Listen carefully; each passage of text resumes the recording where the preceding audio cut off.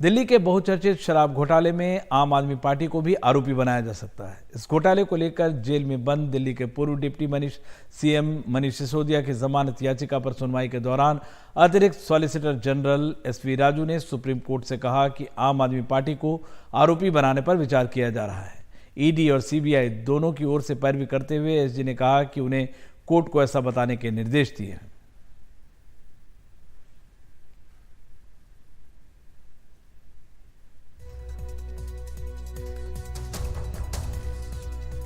उधर गृह मंत्री अमित शाह ने सोमवार को कोलकाता में संतोष मिश्रा स्क्वायर दुर्गा पूजा पंडाल का उद्घाटन किया। इस पंडाल की थीम अयोध्या का राम मंदिर है, जिसका उद्घाटन अगले साल होने जा रहा है। पिछले साल दुर्गा पूजा को यूनेस्को ने सांस्कृतिक धरोहर की सूची में शामिल किया था। दुर्गा पूजा आस्था के साथ बंगाल की सियासत की भी एक अहम कड़ी रही है। पिछले कुछ सालों से बीजेपी और टीएमसी के बीच बड़ा टकराव देखने को मिला है, क्योंकि दोनों ही पार्टियां इसके जरिए लोगों से जुड़ने की कोशिश करती दिखी हैं।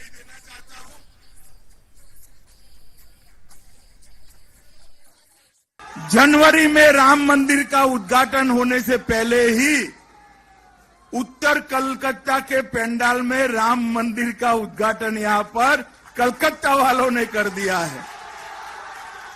इसलिए मैं उनको बधाई देना चाहता हूं और आज पंडाल में जाकर मां के सामने समग्र बंगाल की जनता के लिए, देश की जनता के लिए सुख, शांति और समृद्धि की प्रार्थना भी करूंगा और बंगाल में से भ्रष्टाचार, अन्याय, अत्याचार जल्दी समाप्त हो, ऐसी शक्ति हम सबको मां दे, ऐसी प्रार्थना करूंगा।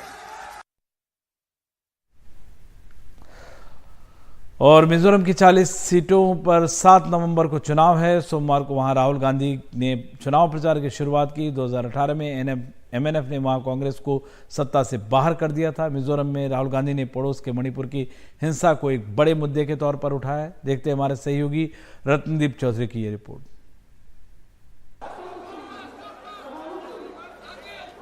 भारत जोड़ो यात्रा का एक बहुत ही संक्षिप्त रूप। इस बार कांग्रेस सांसद राहुल गांधी मिजोरम की राजधानी आइजोल की सड़कों पर निकले।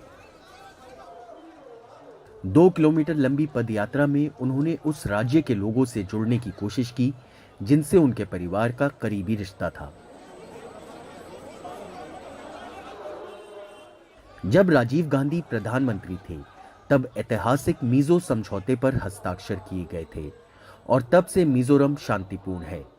सोमवार को राहुल गांधी ने मिजोरम के लिए अपनी पार्टी के चुनाव अभियान की शुरुआत की। उन्होंने मिजोरम में मणिपुर का जिक्र करते हुए पूर्वोत्तर से सौतेले बर्ताव का आरोप लगाया। The idea of Manipur has been destroyed by the BJP. It is no longer a state.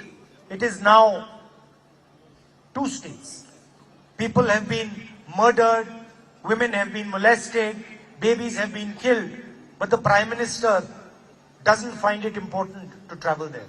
It's amazing to me that the Prime Minister and the government of India are so interested in what is happening in Israel, but not interested at all in what is happening in Manipur.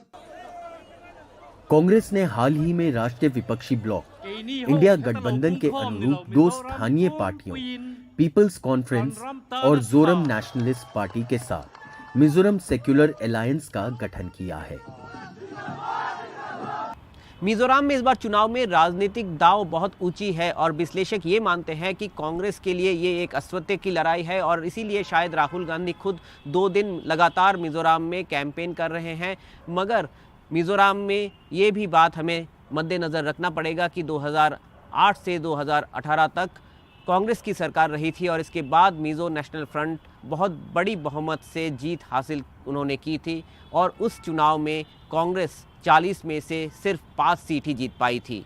Well, now the Congress, I believe, at the best, they may get 1 or 2 seats, the Congress.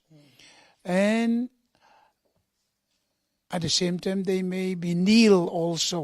There is that possibility. The biggest challenger is that PM, Mizoram People's Movement.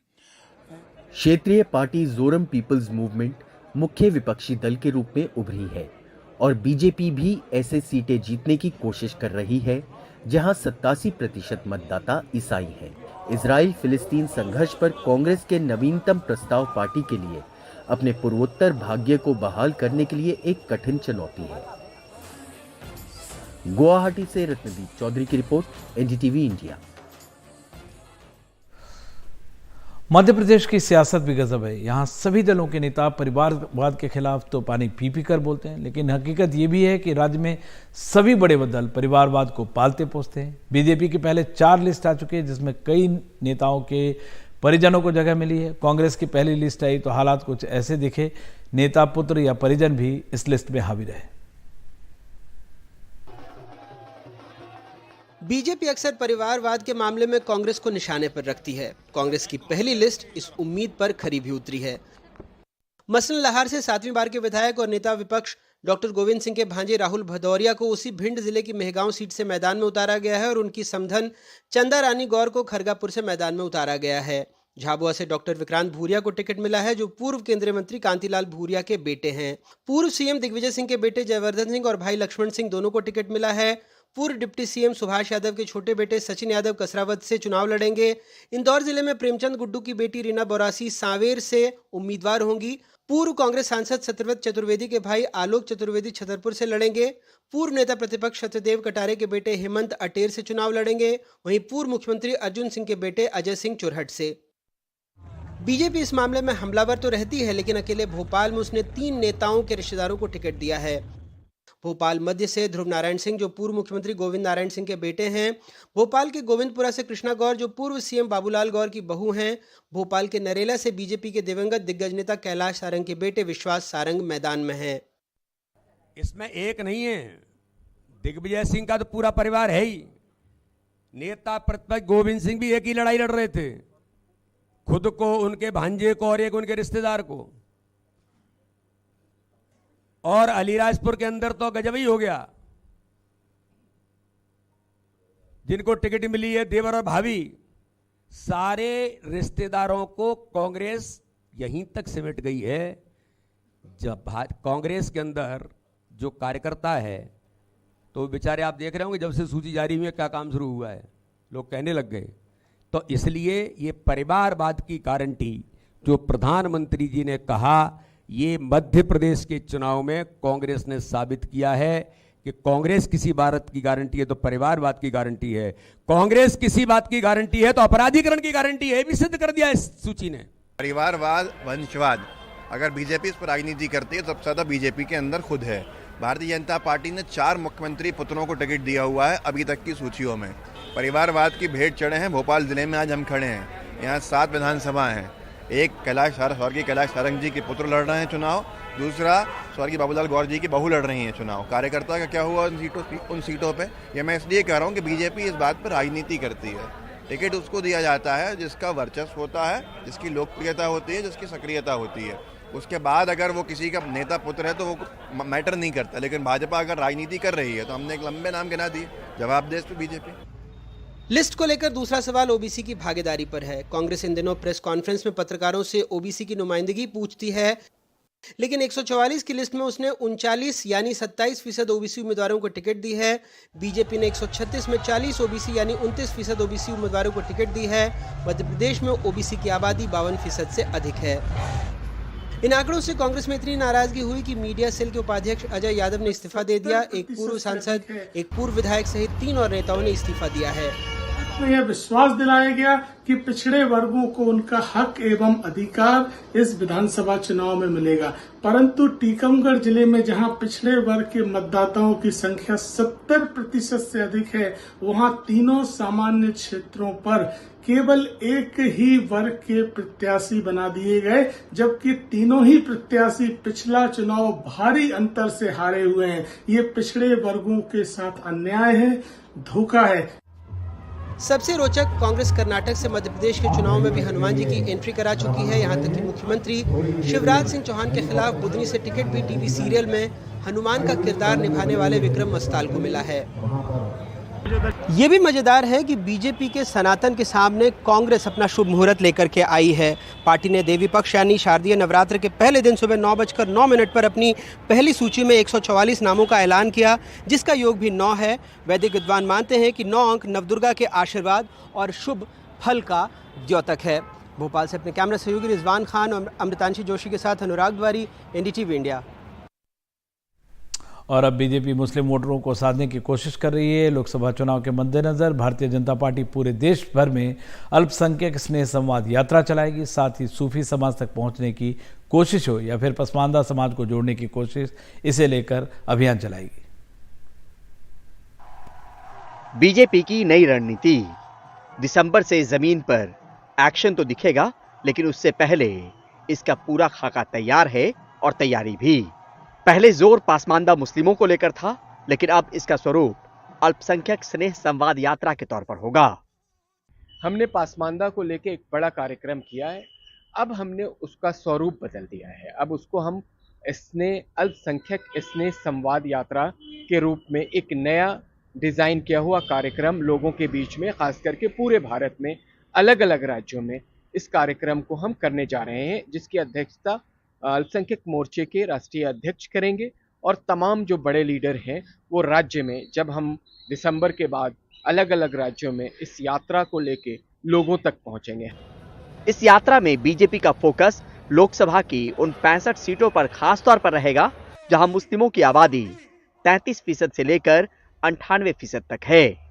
मिसाल के तौर पर दिल्ली की north east seat, Kashmir में अनंतनाग, असम में धुबरी और बारपेटा, मध्य प्रदेश में भोपाल और बैतूल, बिहार में किशनगंज और अररिया, पश्चिम बंगाल में मालदा और डायमंड हार्बर, केरल में कासरगोड, वायनाड, यूपी में बिजनौर, मुरादाबाद, मेरठ, मुजफ्फरनगर और बहराइच। इन सीटों पर जोर तो है, लेकिन जिम्मेदारी के तौर पर अल्पसंख्यक मोर्चा पारसी, जैन, सिख और ईसाई समुदाय से जुड़े लोगों को भी साधने की सोच के साथ कार्यक्रम की रूपरेखा तैयार कर रहा है।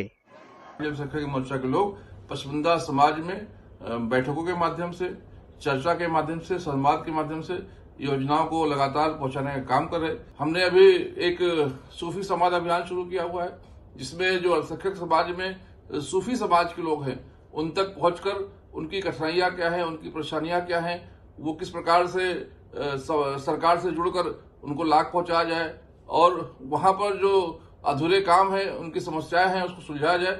उसके लिए हम देश भर के सूफियों से जुड़कर सूफी समाज के माध्यम से उनको साथ जोड़ने का काम करें। तो एक बड़े चुनावी रन से पहले बीजेपी अपनी नीति को अमली जामा पहनाने में जुटी है। नई दिल्ली से परिमल कुमार, एनडीटीवी इंडिया।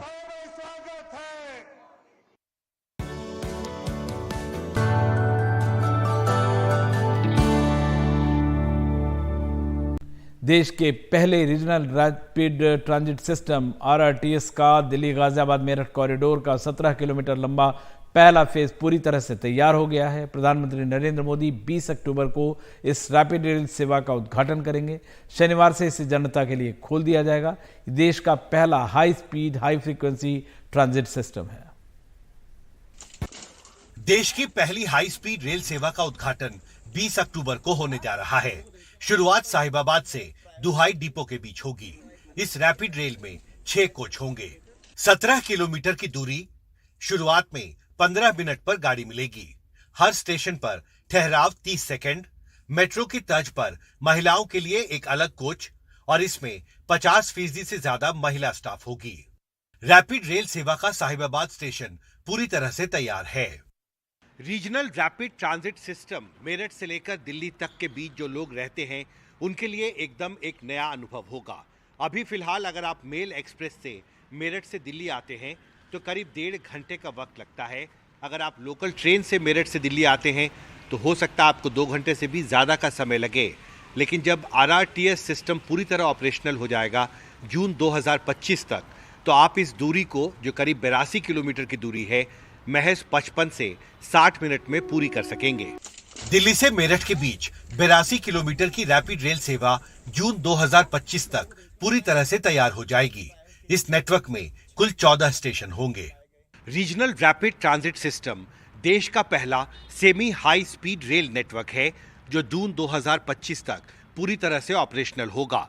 और जब ये पूरी तरह से ऑपरेशनल हो जाएगा तो उस दौरान जो ट्रेन की स्टैंडर्ड स्पीड है वो 100 किलोमीटर प्रति घंटे तक की होगी, जबकि जो ऑपरेशनल स्पीड है वो 160 किलोमीटर प्रति घंटे तक रहेगी।